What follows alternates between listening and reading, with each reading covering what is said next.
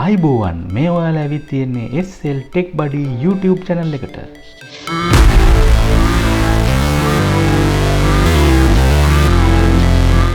ඉතින් ගිය පාර වීඩියෝ එක ඔයගොල්ලෝ බැලුවා නම් ඔයගොල්ලෝ දකින්න ඇති මම solid state drive එකක් unbox කරලා පෙන්නනවා. ඉතින් ඔයගොල්ලෝ ඒක බැලුවේ නැත්නම් පල්ලෙහා description එක හරි උඩ මම card එකක් දාන්නම් ඒක බලන්න. ඉතින් ඕගොල්ලන්ට අන්තිමේදී මතක ඇති මම අද පෙන්නනවා කිව්වේ මේ solid state drive එක භාවිතා කරලා මම මොකද්ද කරන්න යන්නේ කියලා. ඉතින් රැඳී සිටින්න අපේ වීඩියෝත් එක්ක මේ sltechbuddy YouTube channel එක. ඉතින් අපි මේ අලුතෙන් install කරන්න යන solid state drive එකට මම Windows 10 install කරන්න තීරණය කරා. ඉතින් Windows install කරන්න කලින් අපිට අවම වශයෙන් 16GB pen drive එකක් පිගාව තියෙන්න ඕන. මොකද NUC එකේ අපිට CD drive එකක් නැති හින්දා අපිට pen drive එකක් through තමයි මේක install කරන්න වෙන්නේ. ඊට අමතරව ඔයගොල්ලෝ download කරලා තියෙන්න ඕන Windows 10 operating system එක ඔයගොල්ලන්ගේ machine එකට.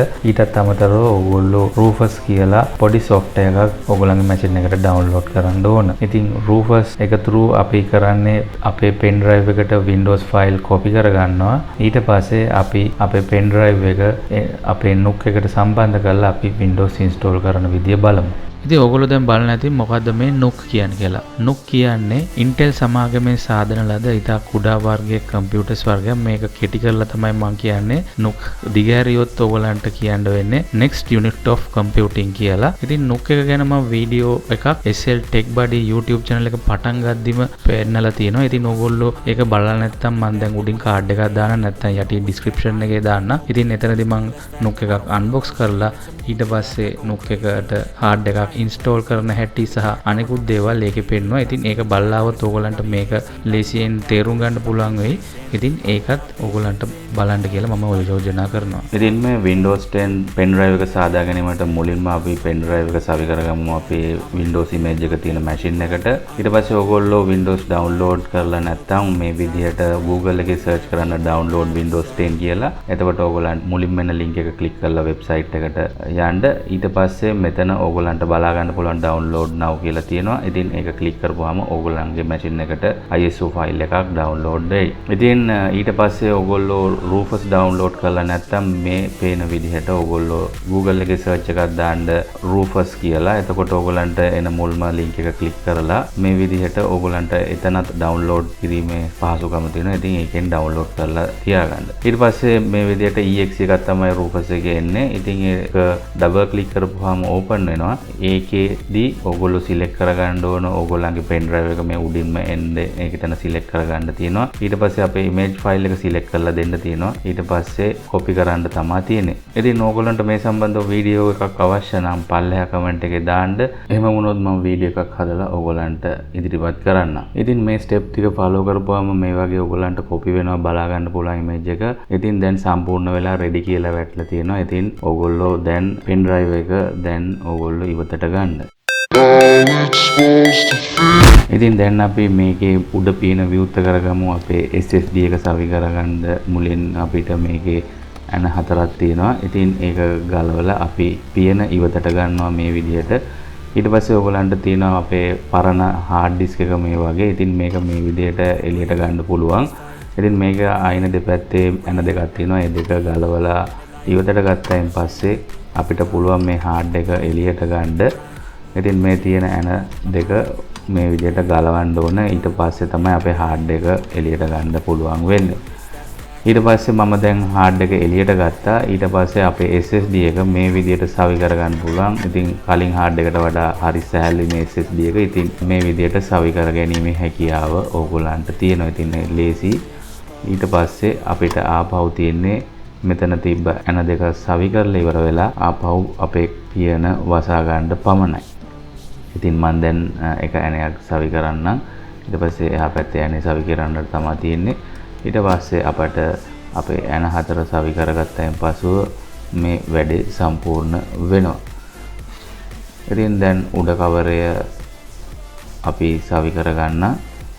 ඉතින් දැන් මේ විදිහට ඕගොල්ලන්ට සවි කරගන්න පුළුවන්. ඉතින් මගේ කලින් වීඩියෝ එකේදී පරණ HDD එක සවි කරගන්න විදිය ඇති. ඉතින් ඔයගොල්ලෝ ඒ වීඩියෝ එකත් බලන්න කියලා මම ඔයගොල්ලන්ට යෝජනා කරනවා. ඉතින් දැන් අපි මේක හරවා ගන්නවා. ඉතින් හරවාගෙන ඉවර වෙලා අපි මුලින්ම HDMI කේබල් එක සවි කරගන්න ඕන. ඊට පස්සේ අපිට keyboard mouse USBs ගහ ගන්න ඕන. ඊට පස්සේ අපි power cable එක මේ විදිහට සවි කරගමු. ඊට පස්සේ අපි සාදාගත් image drive එක pen එකේ ඒක අපි දැන් මුලින්ම සවි කරගන්නවා අපේ NUC එකට.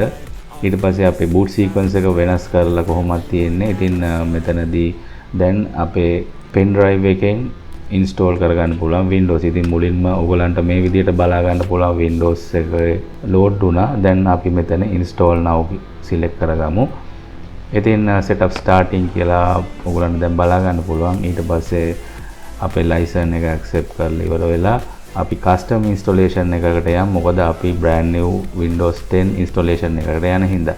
ඉතින් මම full partition එකටම නෙවෙයි දාන්නේ. මම මේකේ partition දෙකකට කඩලා ඉවර වෙලා primary partition එකට තමයි Windows install කරන්න බලාපොරොත්තු වෙන්නේ. ඉතින් මේ හින්දා මම මේකේ partition වෙන් කරගන්නවා මුලින්ම.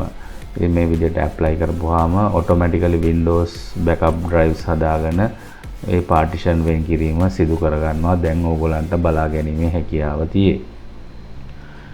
ඉතින් මේ partition වෙන් කර ගැනීම ඕගොල්ලන්ට තියෙන වාසිය තමයි ඕගොල්ලන්ගේ Windows එකේ තියෙන apps වෙනම තියාගන්නත් ඕගොල්ලන්ගේ අනිකුත් private data වෙනම තියාගැනීමේ හැකියාව තියෙනවා. ඉතින් මම දැන් next button එක ඔබලා ඉස්සරහට යනවා. ඉතින් දැන් ඕගොල්ලන්ට පේනවා අපේ pen drive එකෙන් අපේ hard drive එකට අපේ Windows installation එකේ files copy වෙනවා. ඊට පස්සේ get ready file for Windows installation. දැන් අපිට installation එක පටන් ගන්නවා බලා ගන්න පුළුවන්. ඉතින් මේකට ටිකක් වෙලා යන process එකක්. ඉතින් මේ සඳහා පොඩ්ඩක් විනාඩි 10ක් 15ක් ගත වෙනවා.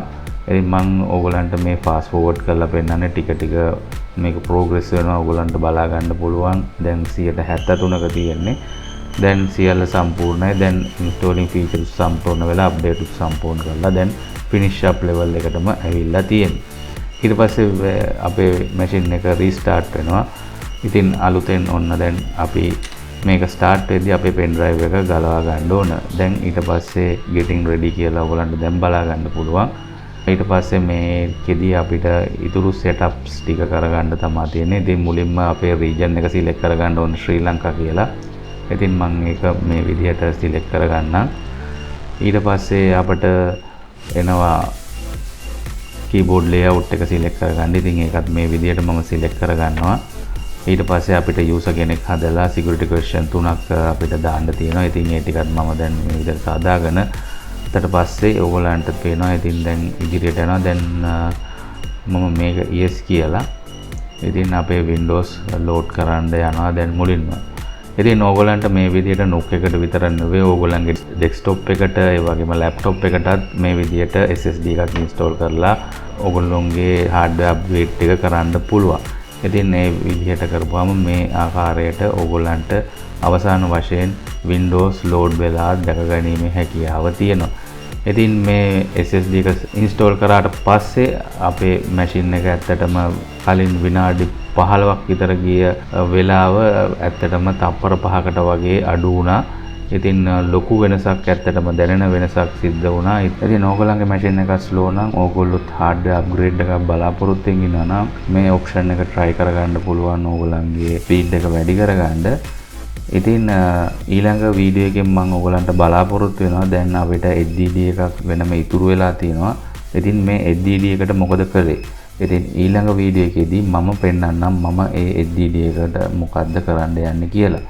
ඉතින් අද වීඩියෝ ගැන ඔයගොල්ලෝ මොනවද හිතන්නේ? ඕගොල්ලන්ගේ අදහස් යෝජනා චෝදනා පල්ලෙහා කමෙන්ට් වල දාන්න. මේ වීඩියෝ එක හොඳයි කියලා හිතෙනවා නම් යාළුවෝ අතර ෂෙයා කරන්න. මගේ channel එක subscribe කරලා නැත්නම් subscribe කරන්න. ඉතින් තවත් දවසක අලුත් වීඩියෝ එකකින් ඕගොල්ලෝ හමුවට එන්නම්. එතෙක් ඕගොල්ලන්ට සුබ සතියක්.